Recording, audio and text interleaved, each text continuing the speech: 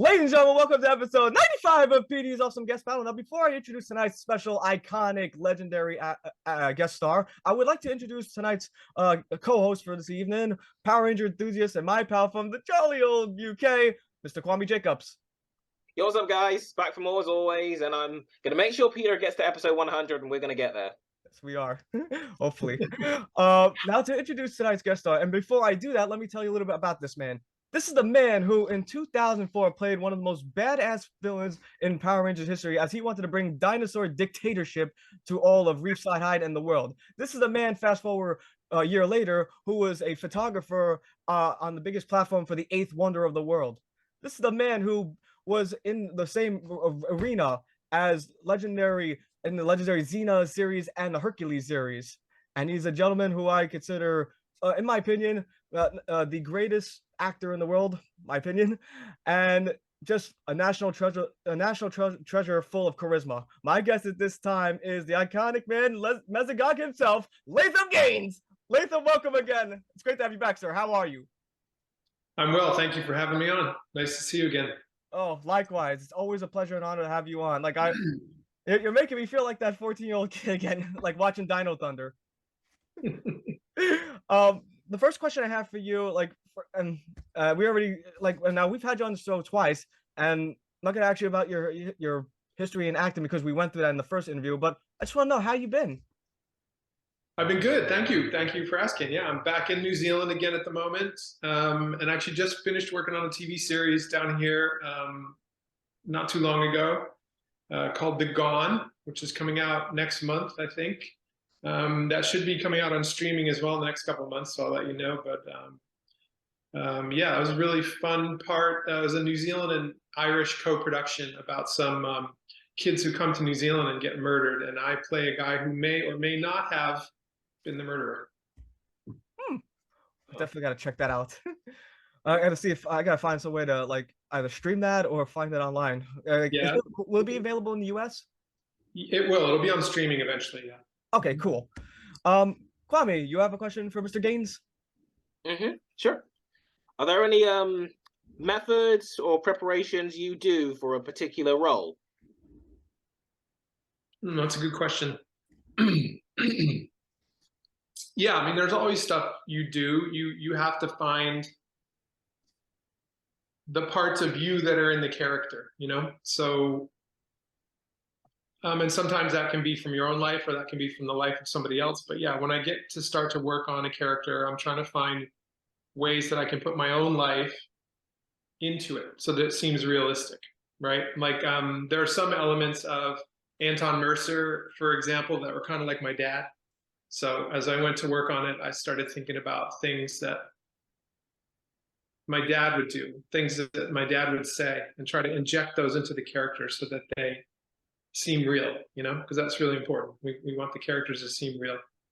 So that's something I always do. I always work really hard as well on trying to figure out what, you know, there's no bad guy for me. I know, you know, Mezagog is like obviously a bad guy, but I don't think in all the bad guy characters that I've played, I don't ever think they're bad. I think they just have a different way of looking at the world, you know, than other people. So I think that's another way too. You have to get to be empathetic about the character. You have to understand him.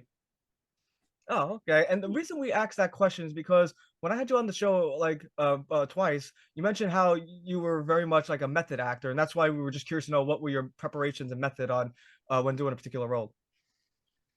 Yeah, I am to a certain extent a method actor for sure. I'm not one of those who maybe stays in character all day long on set, but for important scenes, or especially for difficult scenes or scenes where I have to cry or things like that, then yeah, I use real life experiences to get to those emotions for sure. I think that's really important. I think that you should, as an actor, never be pretending to do anything. You should never be pretending to be angry or pretending to be devastated or crying. You have to really have those emotions for real. So to that extent, I'm a method actor, yes.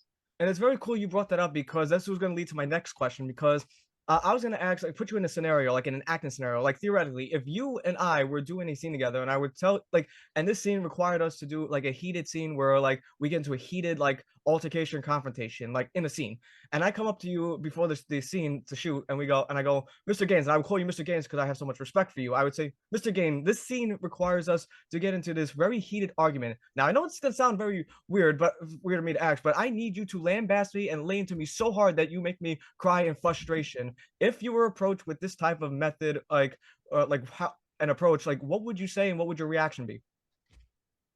I'd say, yeah, let's do it. Absolutely. I've told that story before about the actor who played Lothar, and I had to do that crossover scene with him where Lothar came into the Dino into our season, and that sort of famous scene that I did with him in my lair. And so I was method on that day in the sense that I don't like Lothar, so I didn't like the actor. I wasn't very nice to him. I feel bad about that in retrospect. He's dead now, rest in peace, and he's a great actor. But I was a dick to him that day because I was getting ready to be mean to him on set. So I was mean to him in the trailer. I wasn't nice to him. So I kind of did what you were saying. I see. And by the way, that was cool, that's cool. That was probably one of the best fight scenes ever because never before have you seen two major villains actually battle, and of course you came out victor, but it was cool. It was fun. Well, I knew I had to win because it was my season, so I had to. I was always going to win, but yeah, absolutely. And very collectible. Very collectible. Goodbye, Lothar, and this time, mean it. Yeah. Your mannerisms and the way, like your motions, it was just impeccable. Like it was completely flawless as Lothar. I mean, as a god. Pardon me. I got jitters. Pardon me. Would you say collectible? Would you say Mesogog like collectible, like this kind of collectible? Yeah, exactly. Yeah. Before we get into the Dino Thunder questions, Mr. Gaines, I do want to ask you about some of your work as well, like that were non-Power Rangers, and that is memories of shooting the 2005 King Kong movie as a photographer. Yeah, that was really fun. I had auditioned for that like a year earlier, and it was a very secretive project. So I had auditioned, and then I didn't hear anything about it, so I didn't think anything else about it. Then a year later, I get a call saying, "Look, they want you for like a small part, but it's at the end of the movie. You have a couple lines. Do you want to do it?" And I said, "Yeah, of course I want to do it. Hell yeah! I mean, it's Peter Jackson. It's King Kong. I absolutely want to do it."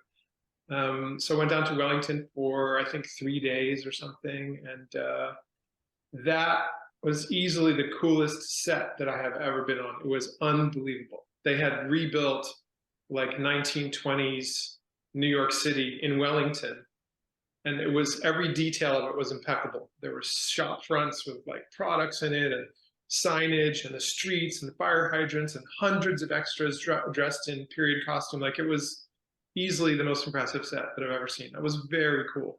And it was impossible not to feel like you were really there because that was all so well done. And I was doing, actually, I was down there with a friend of mine, Jim McClarty, who has done a lot of Power Rangers work, and he played the other photographer in that scene. And Jim and I think we had dinner the night before, and we were kind of having a good time hanging out there down in Wellington. The next day, we finally get on set, and we show up for the rehearsal. And of course, King Kong's not there. It's just a huge green, like, mat, like a massive lump of green fabric so that they could, CGI the King Kong in there. So we were standing there with our cameras and our whole getup and my fake cigarette, and we do a rehearsal, and Peter's not there. He's like back behind the monitors, but Jim and I do a rehearsal. We say our lines, and then a few seconds later, Peter Jackson comes over to us, and he's kind of shy. And he says, I want to switch your lines. So what you were saying, I want Jim to say, and Jim, what you were saying, I want Latham to say. Okay, so we're going to go back and we're going to shoot it. So Jim and I were both like, oh shit, we're changing the lines. All right, okay. So he just thought that the lines that I ended up saying looked more like my guy would say. Same thing for Jim or whatever. So it was kind of a funny, that was my only Peter Jackson like interaction. And then he went back behind the monitors again. But it was a really fun thing to do. It was really brief, but that set was just incredible. So it was a fun experience. Totally agree. I watched King Kong too when it first came out. It was, like you said, the scenery was just amazing how they did it. It was just it was just perfect, like the way it was, like how they picture perfect, like you said, like 1920s. Was it 1920s or 1930s? The 20s, I'm right? not sure. I'm not sure actually. It's a good question. I should know this, but I don't know. It's um, one of those. but another Yeah. question I have for you, and this is another one of my favorite works. I mean, my top three favorite roles will obviously be number one is your role as Mesogog, the other one being in the Hercules the Legacy Journey as Marcus. Memories of shooting Hercules the Legacy Journey. Okay. Marcus, is that the one that you have the picture of right there, or is that a different Yes, picture? I believe I think it's this Yeah, one right that's here. the That one. one. Oh yeah, that one where he married, like he was going to marry the Xena lookalike. Yeah, Yeah, that's yeah, that was fun. Those were also really fun shows to work on because of the sets. I worked on a few. I did a few Xenas and a couple Hercules. I think I don't remember how many, but they were super fun to work on because you always had like a sword and you were like in a castle and you were drinking wine. Like that whole fantasy element was so well done with those shows. And so as an actor, it was a really fun experience because of that, world that they created. So those were always great. And Lucy Lawless is fantastic. She was so great in that part, and she's just such a nice person, like a real down to earth person. Um, I used to joke like I've been killed by Xena like 3 times, I think, and every time she would do something like that, or she would kick you or beat you up, she would come over and say, "Are you okay?" That sort of thing. Like she's just really great to work with. Those shows were really fun. and those Really were fun. all filmed. Those were all filmed in Auckland, New Zealand, right? They were. They were. Okay. Kwame, before you ask your next question, I just have a question too. Like, Latham, were you ever part of that one of the most popular TV shows in New Zealand, Shortland Street? No, no. Okay. That's funny that you should say that though, because just today they asked me to. They were asking about my availability for a role in Shortland Street, like in a couple of weeks. No, I haven't ever done that. There's not many Americans on there. It's a very New Zealand kind of soap opera type show. There's been the occasional American. I have not been on there. I've been close to being on there a couple times, but I have not. I see. Kwame, your next question? Yep. Are there any like behind the scenes stories you can share when you were doing Hercules? Yeah, Kevin and I got along really well. Kevin Sorbo, who played Hercules, he's obviously American and he was down here for a long time, so I got to know him a little bit. There was an interesting episode where Kevin was directing an episode of Hercules, but he was obviously starring in it. And so he was worried about how to direct it when he couldn't be there to set up the scene. So he actually hired me to dress like him and to stand in there to do the scenes with Michael Hurst and other scenes that he had to do so that he could like see it on the camera and figure out how to do it. And then he would jump in and film it. So it was a weird few days that I spent on a Hercules set, like with his vest on, without the muscles that he has, like standing there being Hercules and doing the scenes. So it was fun. It was an interesting job. Other stories, like, I mean, this was a long time ago, but I remember hanging out with Rob Tapert a little bit, and Rob is really a great guy. Rob is, executive producer of Hercules and Xena, and I always really liked Rob. But on set, there wasn't anything particularly like memorable that I can think of, other than that weird Hercules episode where I doubled him was an interesting experience. But other than that, I'm not sure. I have to think about that and get back to you. But no, not anything particularly memorable that I can think of on those shows at this point. Would the same be applied to the Xena series, or do you have something you can share? Yeah, pretty much. I was working for a while. I was working on Xena pretty regularly, so they had to change my look. So, for example, you'll see on Marcus, that character looks pretty much just like me. But then I played Zarat, that other character. I think his name was that you have over the other side. That was only a few this weeks. one, right? Yeah, that was only a few weeks later, and they said, "Well, look, Latham's just been on the show, so how are we gonna?" So they gave me like this long wig and then like a goatee. Then there was another episode where they said, "Oh, well, Latham's been on the show recently," so they dyed my hair black and gave me like a black goatee. So it was kind of funny where I was working on there with such regularity for a minute that they had to really change my look a lot so that you wouldn't immediately recognize me. yeah, that's about all I can remember from those shows. That was a long time ago, but it was really fun. Okay. And Kwame, you wanted to ask this, even though both Kwame and I think we know the answer to this one, but Kwame asks it. Okay.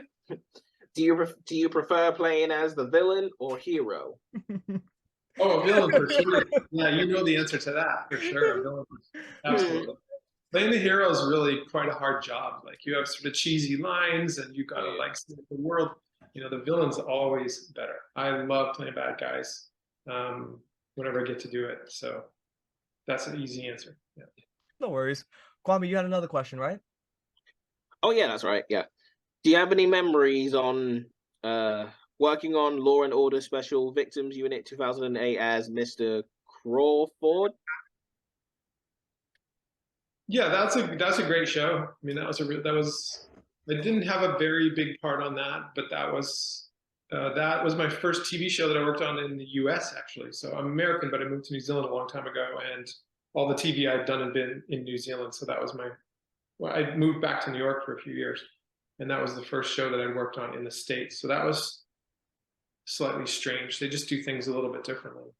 But that's a great show. It's a very fast-paced, well-oiled machine of a show to work on. So I enjoyed that. Yeah, that was fun. Would you say similar experience to the 2009 TV series The Cult as Edward North?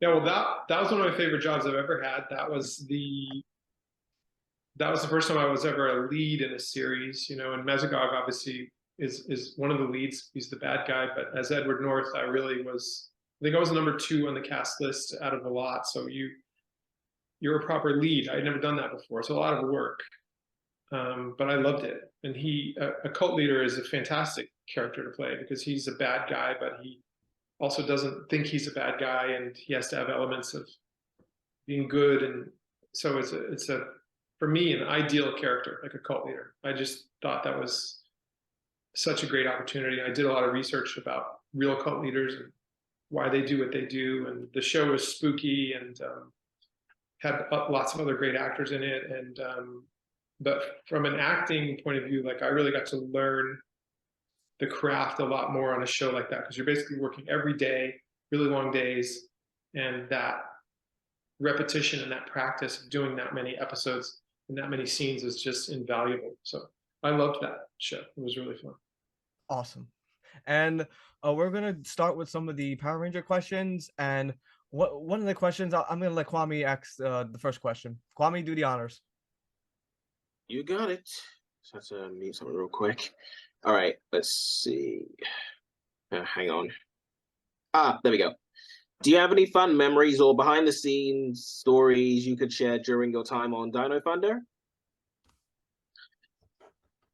Yeah, I mean, I've been asked this question a lot. I do have a lot. I think they've mostly been shared, you know, like that one with the actor who played Lothor was one that I've told before. That one of my favorites was when Emma Lahana was doing her music video as her character, and we did film Mesogog into that video. They didn't cut Mesogog into the video, but Doug Sloan was there, and they were filming. I don't remember what episode it was, but where Emma Lahana's character she's a musician in the series, and she's doing a music video. And I was getting ready to film Mesogog's scene after they filmed the music video, so I had the Mesogog outfit on, and I was watching them film the video. And I said to Doug, "So you know what would be funny is, let me learn some of the lyrics to the song as Mesogog, and I'll get up there after you shoot her, and I'll stand on this rotating platform like she's doing, and I'll, as Mesogog, do some of the song." He thought that was funny as hell, and so we thought, yeah, let's do that. So I actually did that. I got a sheet.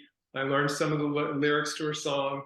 She finished. They put me up there with all the lights and the camera, and there was Mesogog there singing along to her song. So that footage would be in the vault somewhere at Disney. I don't know, it never got cut into the video, but it was hilarious. And to watch her and Doug and the crew and all that, Mesogog like singing along to this thing. It's something they should have used at some point, but that was a fun sort of memory that I have. They should have done that for a funny moment. Yes. They should have done blooper. it. So the footage, yeah, they have the footage somewhere, because they filmed me for at least 10 minutes doing some of her music video. It was hilarious. But I had a good time with all those guys, with Jeff and Kevin, and James. I actually just saw James. James was just over at my house the other day. James Napier, the Red Ranger. He's a director now in New Zealand. Ooh. Cool. He and I might work. He and I might work on something together next year. But he was just over here. Like last week. Yeah. I'm glad he's doing okay. Yeah. He's one of my favorite Red Rangers. Yeah, he's great. He's doing really well. He's a director. He's very talented, and he's been doing really well. Sweet.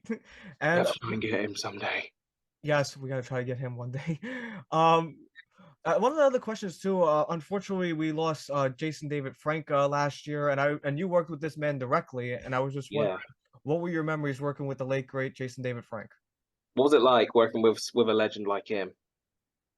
I mean, he was great. I before we filmed this series, I was not super familiar with Power Rangers. I obviously knew of it, but I didn't know his background before I met him. But whenever I go to do a show, I always do a lot of research. So I did a lot of research about the show. And before he came down to New Zealand, I certainly knew who he was. We met. He was very nice to me. He explained to me how important the series was and how big the fan base was. He told me about things like Ranger Board and said, look, this isn't for kids, this show. This is like adults watch. This is a really big deal. And Jason said to me, I take it really seriously. And that made me take it seriously. With what Jason said to me, I thought, oh, wow, this is okay. I get it. I think as a fellow American too, like we bonded right off the bat. So we got along really well. We got to do some fun scenes together. He was always joking around. He was just a very upbeat, positive kind of dude.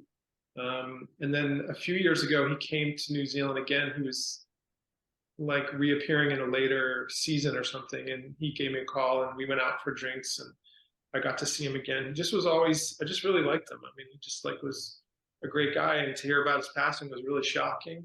That's very sad. I feel grateful that I got to know him and grateful that I got to work with him. But I always remember that he was the one that specifically told me, look, this show is a big deal. And here's why it's a big deal. And here's why you should take it seriously. And I did because of what he said. I see. And Kwame, you mentioned, JDF being a legend. Yes, and that's very true. And also Latham Gaines, not only you were a Power Rangers legend, but you were also a Disney legend, as since Dino Thunder was under the Disney umbrella at the time, that technically makes you a Disney legend as well. Sure does. That's true. And I was in Bridge to Terabithia as well, which I think is a Disney movie, right? Is that? I don't think I have seen it. I've seen the movie. I haven't seen it for a long while. I don't think it's part Disney. Oh, it's not. Okay. Yeah, no, maybe I'm wrong with that. Yeah. Seems like a Disney movie, but anyway, that's another thing I did here that I enjoyed working on. Now, the next question for you is we want to get your thoughts, what the details was in filming this scene, as far as in regards to choreography and how it was set up. And Kwame, you're gonna ask this next question. Okay. Wait, which one is it? It's number 13. All right. Oh yeah. Lucky 13. Yes. The fight scene with Lothar. In regards to how it was choreography, how'd you guys plan it out? Oh yeah, like that. Oh, well, the bulk of that was done with stuntmen actually. So he and I didn't do most of that. That was stuntmen dressed up. So we did a couple of the sort of close-up things at the beginning of the scene and then at the end. But unfortunately, the bulk of it was done by stuntmen. I would like to have done it, but that's just not how they do it. So we weren't involved with most of that fight scene. No worries. Still one of the best fight scenes in Power Rangers history. I agree. Yeah. And of course, Power Rangers Dino Thunder has so many shooting areas. I mean, I think it was you had Reefside High, you had Mesogog's Lair, and you had, I believe, was it called the Cyber Shack? Was it Cyber Shack it was called? Right, I think that's... You mean the Cyber Cafe? Cyber Cafe, pardon me. Yeah, Cyber Cafe. It's been a while. I gotta rewatch the season again. But I want to talk about memory of shooting on those locations, especially Mesogog's Lair, Reefside High, and the Cyber Cafe. Yeah, well, Mesogog's Lair I loved. I mean, that was really cool. Obviously, very cool looking set, and had this throne, kind of like this chair that I have right here. Very similar, actually. Looks good. Yeah. So I loved the lair, and the directors were cool in that they let me block a lot of that stuff that was in the lair. So I would kind of show up, and we'd see the scene, and I'd say, okay, but how about I stand here, and then I go to the chair, and then I sit in the chair and I say something evil, and then how about Elsa comes in and I'll walk over to her and I'll do this. So that was a really fun little sandbox, you know, to play in that layer, and all the cool contraptions they had, like the thing, was it a randomizer or something it was called, where Yeah, the randomizer where they send their mutations down. yeah, exactly. That thing was quite cool, very realistic. Like all that stuff was really great. That's one of the things I love about the show, are all those cool contraptions and stuff that they make. Yeah. All the locations were cool. The high school, that was a fun location out kind of in the middle of nowhere. But yeah, Mesogog's Lair was my favorite for sure. I probably spent the most time in there, and I liked that location. I really liked the chair. How about was the cyber cafe? Was that was a real cafe, right? That Yeah, was it was pretty real, wasn't it? You know, I don't think that's a real cafe. No, it was like a building, I think in Henderson, which is a part of Auckland. I think it was just basically like a warehousey building that they built all that into. Yeah, I don't think it was a real cafe. I remember that scene, like where you had both Trent and Jason David Franks, Dr. Tommy Oliver strapped to the chair, and I remember all the times when you do that scene when you were gonna extract something with them. I used to say it's time for Mesogod to drain the brain. Yeah. the life force extractor. Yes, the life force extractor, drain the brain. Yeah, exactly. Drain the brain. Yeah. And also, before you ask your next question, Kwame, I just want to say, Latham, you're the only villain in Power Rangers history, and you're the only actor in Power Rangers history to not only voice the villain, but also be in the bodysuit as well. That's right. I heard that. Yeah. Now, that was not the plan. The plan was originally that because the Mesogog helmet head was so big, so the plan was that I would say the lines on the set, but then I would have to ADR or do all the voiceover later. But on the very first day, we were shooting in Mesogog's lair. I don't remember which scene it was, but on the very first day, they were recording me anyway, right? So they knew they weren't going to use my voice on the day, but they would record it anyway so that later in the studio I could do the voice. But something about the shape of the helmet and stuff, and the voice I started doing on the day, so I started doing whatever the dialogue was. And after the first scene, Doug Sloan came up and said, "You know what? This is fantastic with the voice, like what you're doing and moving. We're just going to use this. Like, just keep doing that. We're gonna." So he was really excited, and I was excited too because I wouldn't have to do as much ADR.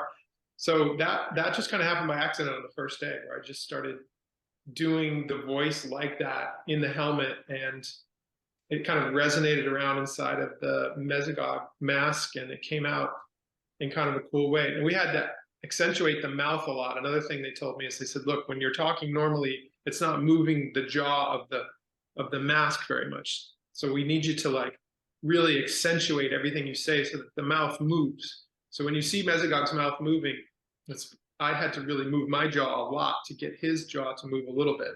So I ended up having to say, like, you know, say goodbye, Lothar. And this time, mean it. Right?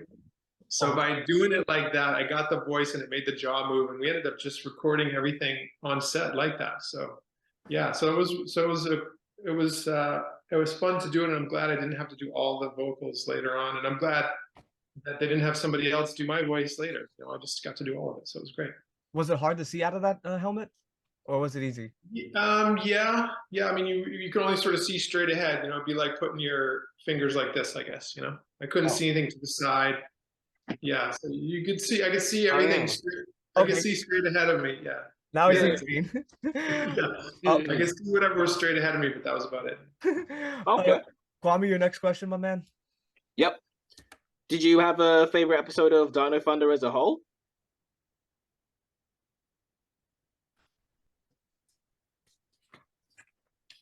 I mean, the episode where we filmed Anton Mercer drinking that potion for the first time was pretty cool. That was difficult to film, but I enjoyed doing that. It was kind of like, you know, transformation moment. Like, you know, he's like, which is just dumb. You know, I watched that and I think, man, I can't believe he just drank this stuff that he just made. So yeah, drinking that and then kind of foaming at the mouth and like turning into, that was quite cool. And then I think the episode where I had Tommy Oliver strapped to the chair. That episode where I finally got him in the chair was fun as well. Would you say that would be one particular scene or like line in that show where you think to yourself and like, man, this is cool? Or was there another scene, a particular other scene that you had like that?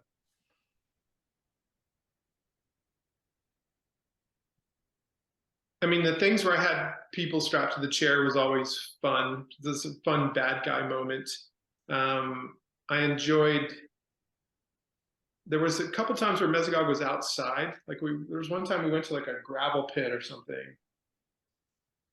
Well, the stuff in the school as well. The Anton Mercer stuff in the school, that was a particularly memorable scene, I would say, where I was working at the school and I started to change in front of Tommy Oliver and I ran and they ran after me into the classroom and then I turned into Mesogog.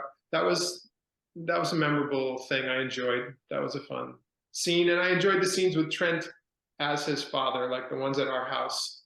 I enjoyed those as well because they were more normal sort of acting scenes. Oh, okay. And of course, I want to get your thoughts on working with because working with Katrina Brown, and Katrina Devine. And the reason I ask this question is because first of all, I'm very good friends with Kat Brown. I'm also friends with Katrina Devine. And when I had Kat Brown on the show one time, she told me when I asked when she worked with you on Dino Thunder, she said you were, and she said basically what I always thought about you, and that is you are a wonderful gentleman. So I was just wondering what it was like working with both the Kat Brown and Katrina Devine. Yeah, I mean, they're both fantastic. They're both professionals. Katrina Devine's very funny. Kat Brown's great actress. Yeah, they were both great. They were both great. Very, very professional, very nice people, and both really great actors. Yeah. Totally agree. And like I always said, like if I had to name my favorite like actor in the world, I would have to say you. My favorite actress would be Kat Brown. Kat Brown and Katrina Devine holding the title, co-holding it. Nice. New Zealand has some of the best actors in the world, actors and actresses, my opinion. That's true. They do. And speaking of that, because this is what you, Kat, and Katrina are, Kwame, and this is a question that Kwame always asks to all the Power Ranger guest stars. So Kwame, go ahead and ask the question as this gag continues. Sure. So how does it feel to be a legend? You. Yeah, I don't necessarily feel like I'm a legend. That's nice to say, but I feel proud of the work that I have done, and I feel happy to have given joy to people that I have given joy to, for sure. So I don't necessarily feel like a legend in any way, but I do feel grateful to have been in that position to have positively affected people's lives. If I have, for sure, very grateful about that. Mm-hmm. So inspirational and very cool. And of course, I wanted to ask too your memories and your reaction on filming the final Dino Thunder episode, Thunderstruck, the two-part episode, Thunderstruck. Oh, the final episode. Probably one of the best finales in a Power Rangers series ever. Yeah, it was cool. That whole scene at the prom at the end was really great. It was a little bittersweet, you know, because I knew it was coming to an end and I had enjoyed it. But I felt like we had made a really great season. Doug Sloan and I really wanted to scare kids. We wanted to make sure that Mesogog was really a scary character, and I felt like I had done that. So by the time we were filming that, you know, I was proud of the work that we had done, but it was bittersweet. I wasn't really ready for it to be over. But it was fun, especially that prom scene. That was very interesting. It was much different than any other scene we'd shot in the whole season, and so it really felt like it was the end. And by that time, I'd gotten to be friends with a couple of the people who I'm still friends with today. So I had made some good friends on that series as well. Yeah, and that prom scene, like you mentioned, still resonates to me because as that 14 turning 15-year-old, there's two things that motivated me. Like it was one, I told you like in my last interview I've done with you, was obviously my family, and then that scene really, like that prom scene really motivated me into like trying to like have that prom scene for myself because I was in the 8th grade at that year, and thinking to myself, if these cast members can have their prom moment, I would like to have that same moment, and it pushed me to like finally having that moment in 2005. It's fantastic. Yeah, good on you. Thank you. Of course, Kwame, your next question. Yep. I have a couple more before we wrap up. Okay. How many Power Morphicons have you been to? Are you going to be attending one for next year? I'm not planning on attending one next year. I think I've been to 3 in the past. I think maybe 4. I think 3. Those were enjoyable. It was interesting. It was cool to meet other actors and meet fans. It was really great. I mean, those conventions have shown me how big the show is and how important the show is to so many people. So to meet those people is great. I really enjoyed it. But no, I'm not planning on attending any ones. I probably will again in the future, like if the dates are right and I'm in the States, that kind of thing, because I do enjoy it. Oh, okay. Okay. I'm actually going to my first one next year. My fiance surprised me with a early Christmas present last year, and she surprised me with Morphicon tickets. So I'm very happy to go. Excellent. That's great. Thank you. Kwame, one of your you have a final question for Mr. Gaines? Yeah. What teachings or important lessons have you left during your time in Power Rangers? What teachings have I? Sorry, what was it? Now, I'll repeat that for you. What teachings or important lessons have you left? Oh, wait, sorry. What teachings or important lessons have left you during your time in Power Rangers? Like, is there anything you learned during your time as Mesogog? Anything that I loved? Is that what you said? I mean, like anything that you learned during the experience? Oh, learned. I see. Yeah. Well, I mean, I learned a lot about. I think I learned a lot about how a show like that has its fans, and when you're working on a show like that, you should be thinking about those fans and not thinking about you and how well you can do or your career. That show, the Power Rangers is a very special franchise, and it has a very special fan base. And I learned for the first time in my career that a show like that with a fan base like that, that's who you should be thinking about. That's who you're working for. That's what I really learned on that show, is that I was working for a certain fan base, and I wanted to do my part of the franchise justice. And I did my research about the fan base and what they had already seen, and I wanted to give them more. So I learned that on some very special shows, most shows are not like this, but Power Rangers is like this. On some very special shows, there's a legacy, there's a history to the show, and you should learn about it and aspire to be a good part of it, to build on that legacy. So that was something that I learned. And I learned, a little bit more about being a bad guy. I got a little bit better at being a bad guy, I think. Yeah. Well said, Mr. Gaines. And one of the 3 final questions I have for you is, what do you think of the impact that Dino Thunder has had on the newer generation of Power Ranger fans after nearly 20 years? Because next year it's going to be the 20-year anniversary of Dino Thunder's release. So I was just wondering, what do you think about the impact after its release, 20 years later? Well, I'm surprised that it's still around. Like, I saw that it's on Netflix, so I see that there's a new generation of kids or people watching it that weren't watching it back then. So I think that's fantastic. It's out of every job that I've ever done, it's easily the one that I hear about the most, which is, I think really special. Like, so it seems like it's never going away. Basically, Power Rangers is going to live on forever. It'd be like, 200 years from now, people will still be watching Dino Thunder. So I think that's fantastic, and I love that people are still watching it. Absolutely, and I'm wondering, like Kwame said that this was his first ever Power Ranger series he ever watched, and like I said earlier, that there's 2 things that impacted me, like, and just inspired me and motivated me, like especially during that time in junior high where like I was doing bad with my grades, and then there's 2 things: there's my family, and then there's Power Rangers too. Like that was help motivating me into pushing my grades, and then finally getting that prom moment similar to what they did in Dino Thunder. Right. That's fantastic. I love hearing that. Thank you. And this is gonna be a silly question because I ask it to all my guest stars, and that is, whenever I'm not on a strict military almost like diet, I'm an absolute foodie. Now I know Power Rangers is a big production company, so I was just wondering what the catering scene was like on Power Rangers Dino Thunder, or any project you worked on, and what was the best one and your favorite meal. Okay. Well, the catering in New Zealand is generally really good, and Power Rangers was no exception. like people often wouldn't eat lunch with me because I had like the contacts in and I had the makeup on and stuff. So I usually had to sit by myself. Oh. Nobody wanted to look at Mesogog eating lunch, you know, like that's a gross thing to see.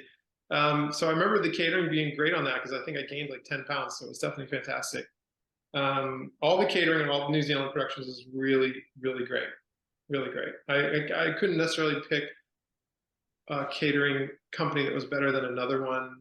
There was something I worked on recently where they did 1 day a week, they were doing Indian food. And I would say that's something I remember from a recent job that I really loved. Like they had just like full blown authentic, like everything they had that day was Indian with the dal and the jasmine rice and everything like that. So that can be real dangerous when you're working on a job for any number of days in a row because you definitely will put on weight because it's so good. So cool. And the final question I have for you is, and you're going to be familiar with this one, and that is, what's next for Latham Games? Now, this is the part, Latham, you're very familiar with this as you've been on my show twice. This is the part where my guests have an open forum. You could talk about, promote, hype, say anything you want. I am passing the proverbial microphone on to you. The floor is yours, Mr. Gaines. Okay. Well, like I said, I just finished working on this show that's going to come out on TV here like in a month. I also, as well as an actor, I'm also a musician and I am a composer. So I've built instruments and composed music for a couple of plays and for a movie a couple of years ago called The Kid that Vincent D'Onofrio directed with Ethan Hawke. And my brother and I are most likely getting ready to score his next movie that he just finished. So probably in about 6 weeks' time, I'm going to be going to Vermont and getting together with my brother and making the music for this movie that Ethan Hawke just directed. So that's the next thing I have coming up is that. And I'm also working on a play with a really great friend of mine here, a new play that we're all writing together. So that's another thing that I'm doing at the moment. Yeah. Okay, and we just have a final comments before we conclude. Kwame, you want to go do the honors and go first? Your final comments for Mr. Gaines? Sure. Thanks for making my childhood extremely awesome, and I'm just glad Mesogog became one of my favorite childhood villains, and I got the opportunity to meet you. It's a huge honor, man. You just brought the 5-year-old me back inside me, even though I still watch Power Rangers to this very day. I mostly watch it if I'm in a good mood for it. I mean, I watch it all the time anyway, and it gives me a lot of inspiration for the stuff I do with my friends and my girlfriend, etc., etc. And yeah, you inspire me, man, to play villains, you know, because I'm still practicing on my voice acting. I'm getting better and better. I'm just doing what I can anyway. Yeah, all I can say is thanks for being such a badass villain. And also, right before Peter says his, and you might be familiar with this, I think he's already told me, you're probably gonna threaten us as Mesogog if that's okay with you. And before you do that, I will I do like to put myself in full-on character because I like to play villains just like you. Who doesn't? Kwame, it's really great to meet you, Kwame. I appreciate that, man. I appreciate those kind words. I'm glad I could have been part of your childhood.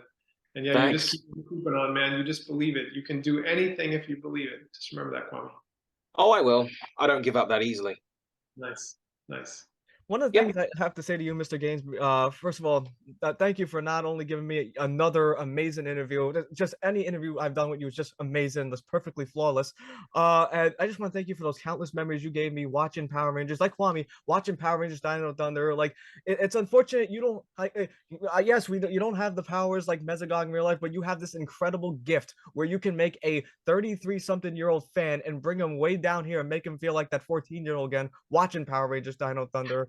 And you're just one of the most, actually, like I said before, you're one of my favorite, if not my favorite actor of all time, because based on, you know, charisma, and when it regards to acting prowess, absolutely limitless because you make people feel like watching Mesogog, you make people feel like you feel, and whether it's fear, whether it's anger, like you can make a person feel like that watching it, like you're in the show itself. And of course, you played one of the most badass villains ever. And with that being said, I just had one teensy tiny little request from Kwame and I. This is from the first interview, but could you please threaten us as Mesogog? Oh yeah, before you do that, pretend like we failed you. Yes. Okay, I'll go first. Yes. Be very much invested. Okay. I failed it. I'm not gonna get used to that visit portal. Huh? Lord Mesogog, me and Peter are literally close on destroying the Rangers for you. Kwame, you and Petey have disappointed me again. How many times are you going to fail me? Oh, let me guess. None. Because Yes, you master. are over.